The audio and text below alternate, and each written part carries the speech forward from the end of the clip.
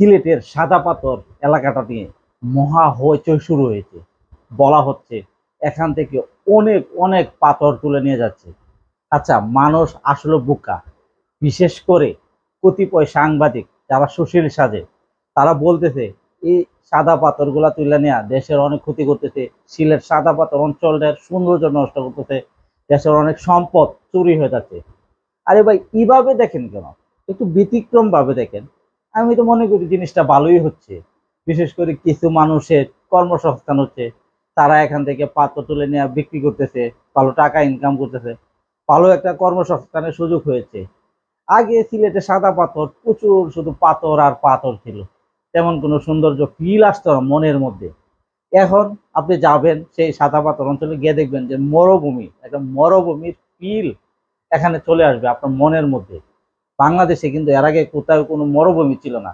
এখন কিন্তু আপনি ঠিকই একটা মরুভূমি পাবেন সিলেট সাদা পাথর অঞ্চলগুলোতে।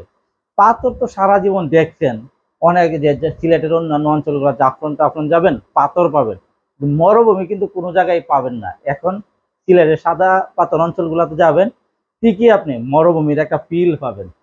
মানে বুঝি না মানুষ কেন এই যে বিষয়টা নিয়ে অনেক হইচই হইচই শুরু করেছে, যে অনেক পাথর লুট হয়ে যাচ্ছে, অনেক পাথর চুরি হয়ে যাচ্ছে।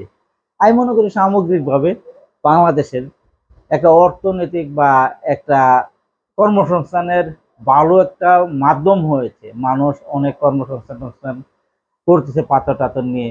মানুষ এই পাথরগুলা নিয়ে যখন বাড়ি টাড়ি করবে, বাড়ি অনেক শক্তিশালী হবে। সব দিক দিয়ে পজিটিভ দেখি, তারপরে মানুষ কেন যেন এই বিষয়টা নিয়ে নেগেটিভ বা খারাপ নিউজ করে, আমি বুঝি না।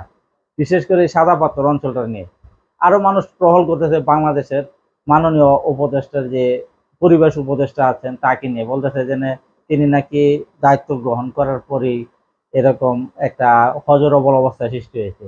আমি তো দেখি তার প্রতিটা কর্মকাণ্ডে খুবই ভালো একটা, মানে দেশের উন্নয়ন চিন্তা থাকে। যেন সেন মাটিটার অনেক সুন্দর করতেছে, পলিথিন ব্যবহার নিষিদ্ধ করার জন্য উনি জোর প্রচেষ্টা চালিয়েছে।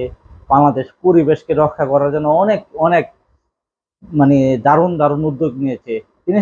সিলেটের সাদা পাথর অঞ্চলটা নিয়ে হয়তো ভবিষ্যতে আরো সুন্দর উদ্যোগ নেবেন, আমরা এটা প্রত্যাশা রাখি। কারণ তিনি খুবই ভালো মানের একজন মানুষ বা ভালো মানের একজন উপদেষ্টা। বিশেষ করে সাদা পাথর অঞ্চলটাকে নিয়ে এত হইচই হওয়ার কিছু নেই।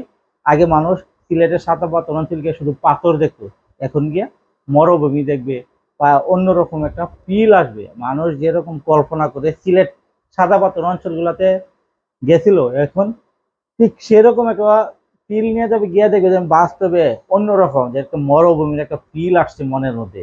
খুবই একটা রোমাঞ্চকর অবস্থা।